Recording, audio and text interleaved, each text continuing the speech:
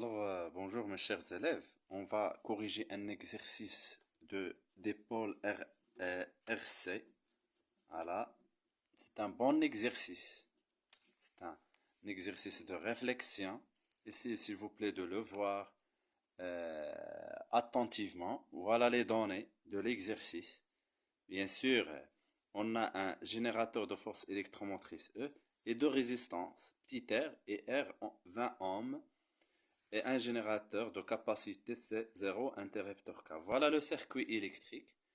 Cet exercice, j'ai déjà lancé la correction. Il y en a autres, on va faire dans les autres vidéos. Mais cet exercice c'est déjà lancé.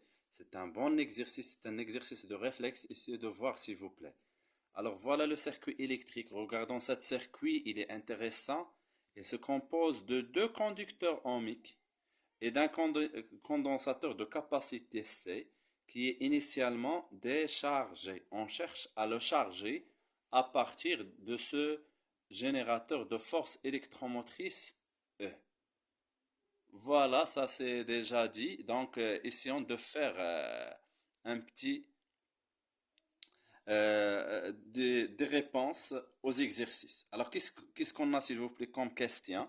Représenté sur la figure 1, c'est-à-dire le circuit, dans la convention récepteur, c'est-à-dire quoi la convention récepteur? C'est-à-dire quoi la convention? C'est le sens de I et l'opposé que celui de U.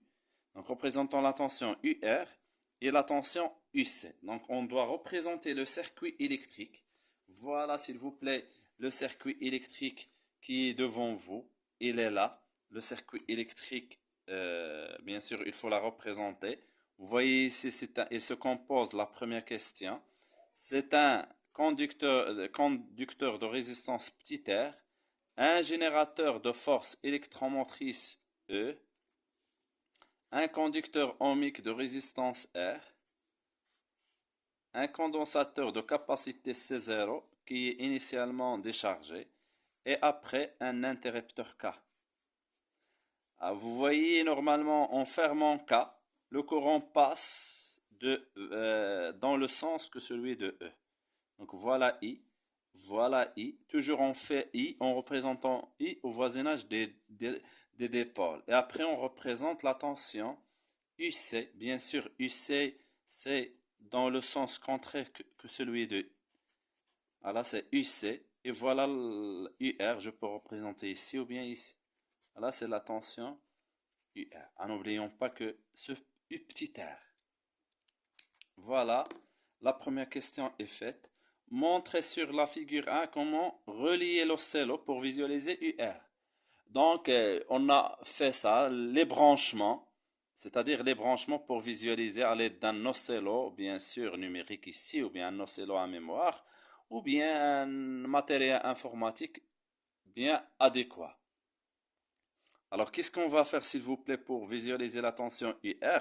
On doit représenter l'entrée, flèche, ici c'est l'entrée, et l'autre c'est quoi? C'est la, la masse. Elle est là. Voilà. Pardon, ici c'est la masse comme ça. Et ici c'est l'entrée. Toujours flèche avec l'entrée et l'origine avec la masse M. Voilà, c'est 1 et 2. Alors, déterminer l'équation différentielle vérifie par la charge. Alors, l'équation différentielle, la loi d'addition ou bien d'additivité des tensions. Additivité des tensions. Alors, quelle est la loi maintenant, s'il vous plaît? C'est, faisons attention, on a un petit r ici. Donc, c'est UC plus quoi? Plus UR plus U petit r égale à E. Voilà. Et continuons, s'il vous plaît. UC plus UR, c'est petit RI, plus U petit R, c'est petit RI, égale à E. Alors, entre ces deux, on factorise par I.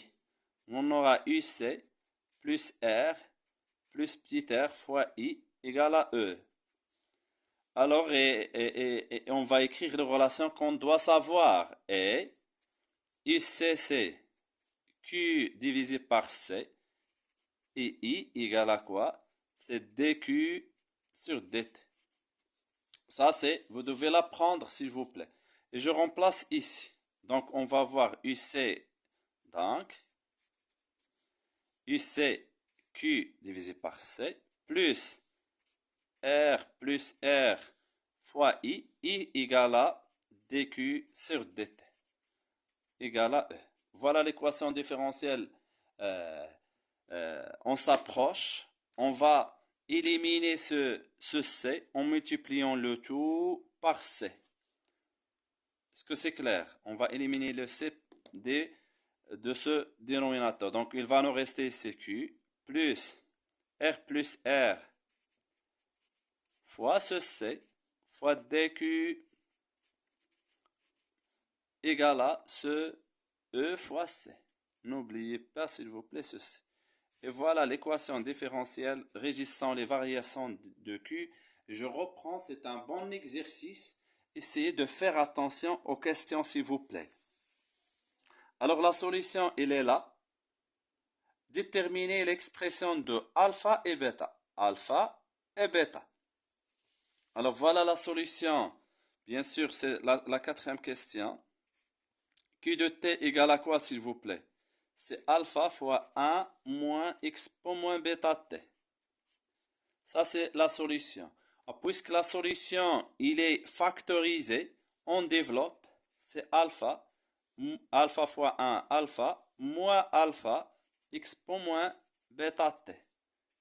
Voilà le plan. Je développe, je dérive, c'est-à-dire je vais mettre dq sur dt. dq sur dt, c'est d de alpha sur dt, moins d sur dt de quoi? De ça. Alpha expo moins bêta t. Alors, alpha c'est une constante, sa dérivée c'est 0. Voilà dq sur dt. Ici, on a un moins. La dérivée de ça c'est moins bêta. Donc fois moins bêta. Et je reprends tout ça. Alpha, ça c'est déjà bien expliqué. Donc, il va être égal à quoi? Moins fois moins, c'est plus. Donc, c'est bêta fois alpha expo moins bêta t. Voilà la dérivée. Et qu'est-ce qu'on a dit? Je développe, je dérive, et après, je remplace. Alors, on remplace dans l'équation différentielle. Donc, il est où l'équation qui est là? Je remplace dans cette équation à Q, Q il est là. Donc voilà, c'est quoi s'il vous plaît? C'est alpha, voilà, moins alpha expo moins bêta t. Plus quoi s'il vous plaît? R plus R fois C, R plus R fois C, fois dq sur dt. Elle est là. C'est pour cela on a fait la dérivée. C'est fois bêta alpha expo moins bêta t égale à quoi s'il vous plaît? Égale à E fois C. Très très bien. Alors, on a dit le plan c'est quoi s'il vous plaît? Je reprends toujours pour que vous puissiez apprendre. On développe, on dérive et on remplace et après on factorise par l'expo. Vous voyez ici on a alpha expo moins bêta t qui est là. Il faut faire comme moi s'il vous plaît. Ici c'est alpha expo moins bêta t. Donc je factorise par ça. Alpha expo moins bêta t. Alors il ne reste quoi s'il vous plaît? Il nous reste ce b. Alors vous voyez il nous reste ce alpha pardon. Alpha, alpha c'est une constante. On va faire passer le alpha vers l'autre membre. Voilà, c'est déjà très bien. Donc ici, il va nous rester 1 moins 1. Mais ici, il va nous rester quoi? Plus R fois C fois bêta. Égal à quoi? C'est EC moins ce alpha.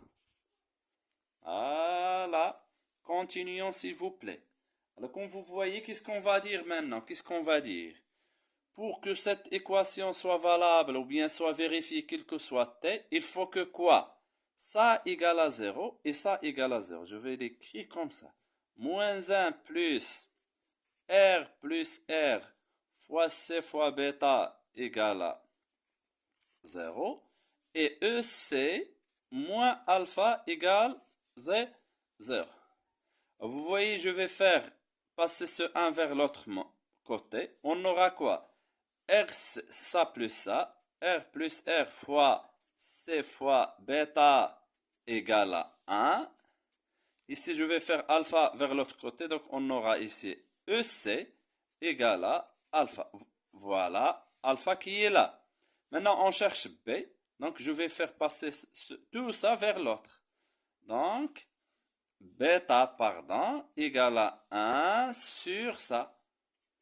R plus R fois C. Et si vous vous rappelez bien, ça c'est taux.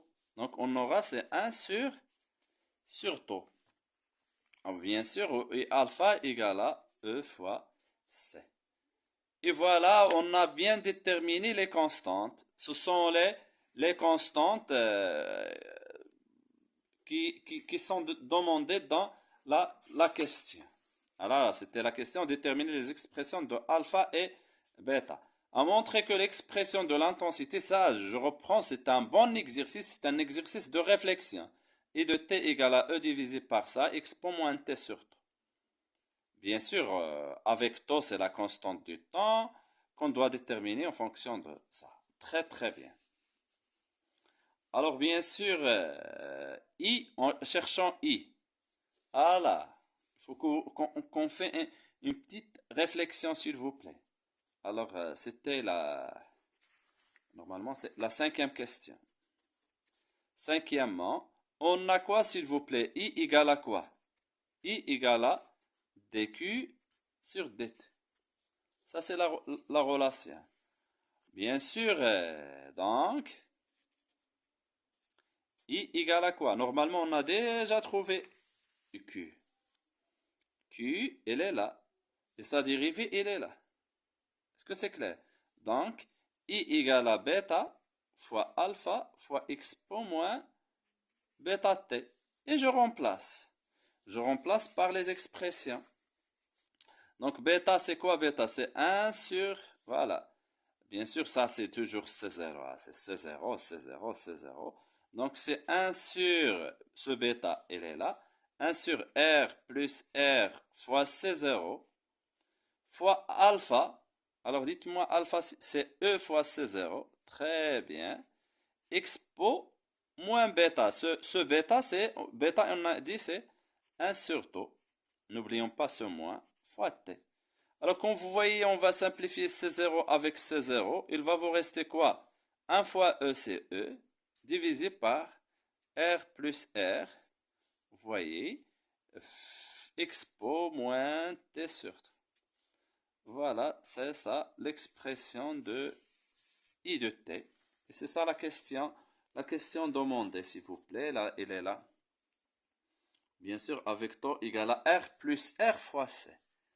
Alors, voilà la courbe.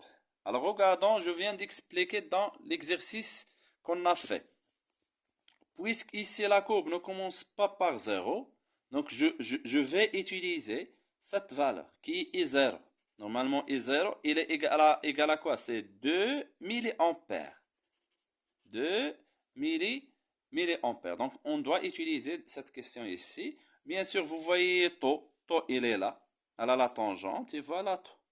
Ici, c'est 10. Donc, on a 5 divisions. Donc, 10 par 5, c'est 2. Donc, ici, c'est 10. 2, c'est 14. Est-ce que vous voyez? C'est 14 millisecondes. Et à partir de ça, on peut trouver ces valeurs.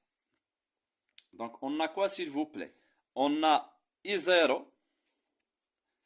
Et à l'instant 0, c'est E divisé par R plus R fois expo 0. Expo 0, c'est 1. Donc, égal à E divisé par R plus R. Alors, normalement, ici, comme vous voyez dans les données, on a grand R et on a E. voilà les données. Donc, ici, on cherche ce petit r. Donc, je vais faire passer r plus r à la place de e0 et je vais faire passer e0 à la place de ça. De r plus r, bien sûr. Donc, on aura r plus r égale à e divisé par e0. Cherchant petit r, je vais faire passer ce r vers l'autre. Donc, on aura r égale à e divisé par e0 moins r. Et voilà, maintenant, une petite application numérique. E, il est là, 9, et grand R, c'est 20. Donc, 9 divisé par E0, qu'on vient de mentionner ici d'après la courbe, 2 milliampères. Donc, c'est 2 fois 10 à la puissance moins 3, moins R, c'est 20. Alors, deux calculs faits, on peut trouver quoi, s'il vous plaît? Donc, c'est, voyons voir, c'est 9 divisé par 2 fois 10 à la puissance moins 3. Alors, le tout moins 20. Alors, c'est, bien sûr, c'est, voilà, c'est 900 au voisinage. Normalement, ici, c'est une grande valeur. C'est 9,880 fois 10 à la puissance de ohm. Voilà la valeur de petit r. Très bien. Alors maintenant, on cherche C0. Normalement, c'est d'après la courbe de. On a trouvé petit r. Alors C0, c'est quoi C0? C'est d'après taux. Taux, normalement, ici, c'est R plus petit r fois C0. Donc C0, il va être